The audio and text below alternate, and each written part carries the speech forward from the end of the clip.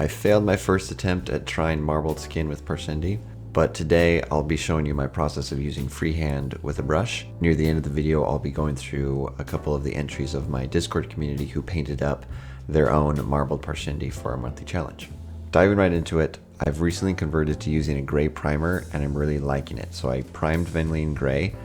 This is especially important when using lighter colors like Venli's white skin tone.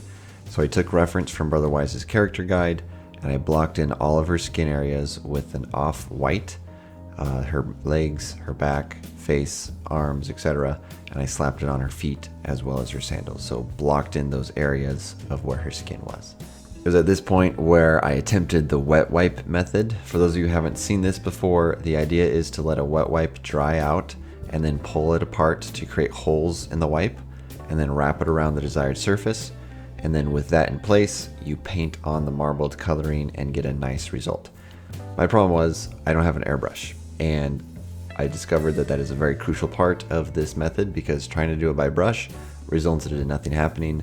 And if I put too much pressure with the brush, it would just bleed through and not get the effect I was looking for. So any of my airbrush owning friends out there, give this a shot next time and tell me how it goes with your Parshendi. I'd be very interested to see marbling effect using a wet wipe.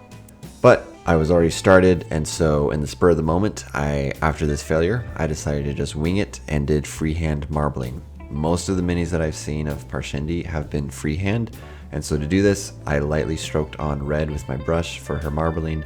Like I said, I had no real plan here because my original wet wipe plan failed miserably, so the brush strokes here were very random, which lends itself to marbling. For any of the heavy carapace parts, like on her forearms, her shoulders, and her back, I blocked it in with a heavy red so I could highlight it later. Her face was difficult to just get into the details, but I did my best attempt to catch the raised areas.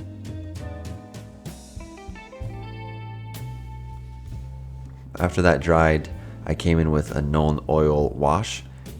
I don't have much practice with shading white other than my Assassin White mini, so I took Nuln Oil and lightly filled in some of the shaded areas of Venli's skin and carapace. I'm doing this to give her just a little bit of depth instead of just a stark white and red.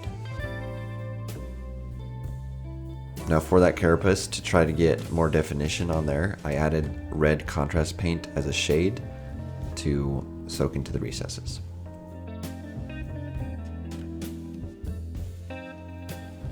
To catch the raised carapace areas, I used orange. Now this is fairly a stark difference from the red, but I needed it to be done to get some flashy flair that Venli deserves.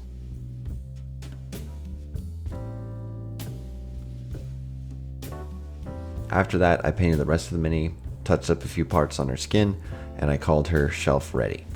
But before I get to her final display, let's take a look at the other entries from my Discord community for the monthly challenge. The challenge was labeled May Marbling Madness. We had a couple people submit final entries, and so let's go through those. So here we have Amber's entry. I really like the purple cloth along here, and if you look really closely, you can see the marbling effect really subtle on her forearms there, but then also you have the more bolder strokes on her legs and upper arms as well. So really cool marbling effect there, and a really nice touch with the dark black eyes. Really makes her stand out against the white of her skin. Great job to Amber.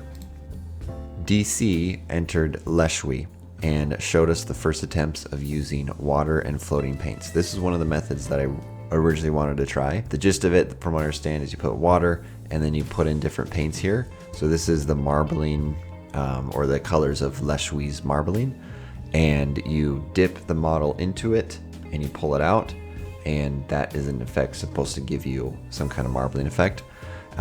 When DC did it, he showed us the in progress pictures, and you see it didn't pan out too well. From what DC mentioned, there's a lot more into it that we need to figure out in terms of the consistency of the paint and that kind of stuff. So if you've done this method before and seen it successful, let us know. We'd love to hear it. Go head over to Discord and help us out here. So this was the first attempt. DC went in and he stripped the mini, and he came back with just freehanding the miniature, which I think turned out really well. You have the red and the black marbling of Leshwi, and I love the robes here. The dark blood red robes really ties into her marbling, and the hair is very well highlighted, and I love it. So great work to DC for trying out something new and then stripping the mini and starting back over. Very good stuff. So back to my Venli. Overall, I like how she turned out. Marbling freehand turns out all right, but I'd really like to try other methods more seriously. Taking learnings from what DC did, and also maybe trying to figure out if I can get my hands on an airbrush. I really feel like the scale of the brush strokes here on Venli makes it look like she has tiger stripes instead of proper marbling. So my next attempt on another Parshendi model, I gotta have better supplies ready to try out a different method. With that said, what are your ideas for taking on these Parshendi miniatures? What have you attempted with marbling? What can you share with the community? We'd love to hear from you. Jump over to Discord, throw a comment in the chat. Let's talk about marbling.